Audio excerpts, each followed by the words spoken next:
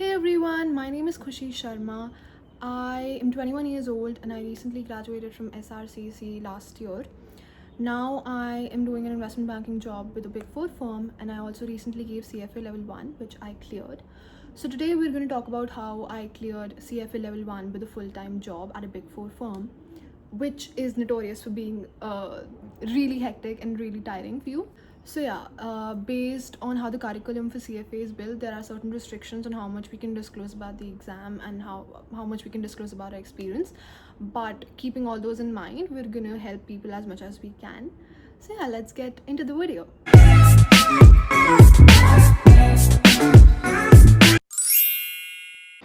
Okay, let's start with the very basics. So the CFA exam is a chartered financial analyst exam that helps you create careers in any finance background. For example, investment banking, asset management, equity research, and so on. It has 3 levels. I gave level 1 for now. Level 1 is conducted 4 times in a year: February, May, August, and November. Before each of these exam windows, there are also scholarship windows where you can apply for a concession on your registration fee. I feel like everybody should apply for scholarships because why not save money when you can? Yeah, so make sure you do check those scholarships out before you register for the exam so you can save a few bucks here and there. Starting with CFA level 1, it has 10 subjects, starting with ethics and professional standards, financial statement analysis, fixed income, equity, portfolio management, alternative investments, quantitative methods, economics, corporate issuers, and derivatives.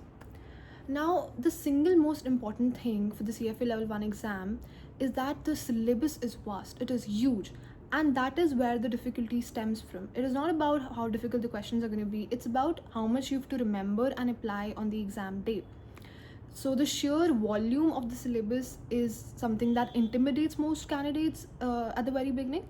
So an important thing to remember here is that there are 10 subjects, but each of them have different weightages.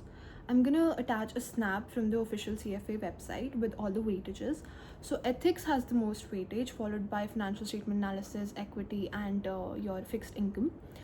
Talking about where to start from, it is not that just because their weightage is low that those subjects are not important. I personally started from quantitative methods because that was the very first chapter of the very first book, but I soon realized that that subject was important to begin with because it creates your base for other subjects. It teaches you concepts like time value of money, different rates of interest to calculate, that helps you build your concepts for the other subjects. So I would suggest that you start with quantitative method.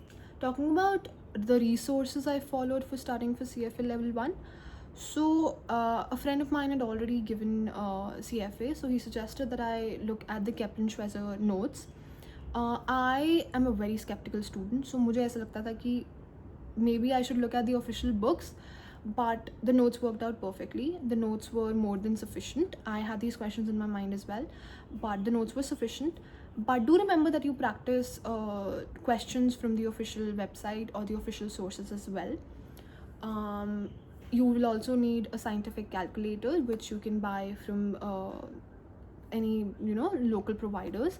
There are only 2 types of calculators allowed in the exam, which I'll attach here as well. So next, let's talk about how to manage your time. I assume some of you are doing jobs, and I assume some of you are full-time students as well. So I am going to talk about my experience personally, where I was working till like 6 p.m. and then I was sitting to study CFA. So I had my job start in June of 2025. I registered for CFA level 1 in October 2025, and I had my exam in May 2026. So I had roughly 7 months to prepare for the exam. Whenever I used to study, I used to divide my syllabus such that I was completing 2 subjects in 1 month. And what my strategy was with that was, I used to take a difficult high weighted subject like, say for example, fixed income, and combine it with another shorter, easier chapter or subject which would be lighter on my mind, say for example corporate issuers or economics. So that way I used to be able to complete 2 subjects in 1 month, and I used to keep track of my time in that way. Talking about the method of studying, how did I approach studying?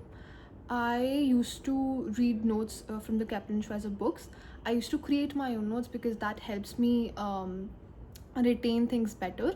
So I used to write things on my own. I used to make myself understand the concepts, and then I used to go and practice on the LES portal, which has access to around 1,000 questions once you register for the exam. So yeah, my target was to complete my syllabus a month before my exam. I would suggest that if you're a full-time student, you should have at least 1.5 2 months to do just mocks, because studying is one thing, but creating that actual environment of the exam within your head and actually solving mocks is the most important part, because you have to complete every question within 1 minute 30 seconds. So yeah, even on the exam day, that pressure will build on you to solve questions under time. So it is very, very important for you to solve mocks as much as you can, the official ones and as many unofficial ones that you can. The LES questions are a very good base for building concept clarity, but make sure that you also follow the CFA sample questions that CFA provides on their website, and the PDF that they provide of sample questions, so that you have a better idea of the questions that come in the exam or the type of format of questions that comes in the exam. There are 180 questions. They're all multiple choice questions. Coming to the part of coaching, a lot of people ask if coaching is required for level 1 or not. For me personally, maths is not my forte, and statistics is definitely not my forte. So for quantitative methods, when I was studying, the coaching did help me gain clarity on those concepts, where I could understand those concepts better. But for the other subjects, I studied on my own. By when there was like 2 3 months left, or even I think 4 5 months left, I was just studying on my own. I used to make my own notes and then solve questions myself. I did not have the time to watch all those videos because of my schedule with my work. But if you are a regular student, you might want to consider taking a coaching for your weak subjects. It does help you get clarity on it.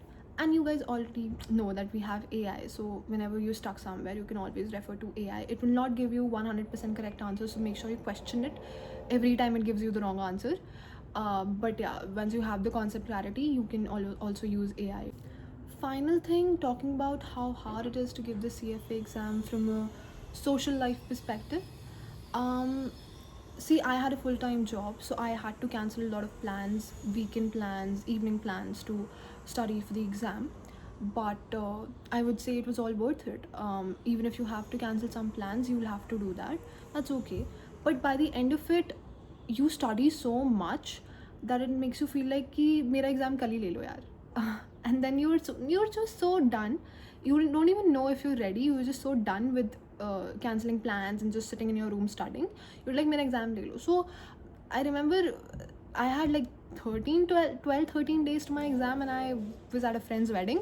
So yeah, I mean, I took that risk and I still cleared the exam. So don't, it's not a very, very big deal. But make sure you have that confidence in yourself. You prepare well with all the resources that you have, so that you have that much confidence that you can go out and still give the exam and ace it. So yeah, that was everything from my end that I remembered. I must have skipped some points that you guys might want answers to, so you can comment them down below and I will reply to each one of you. And yeah, I hope this was helpful.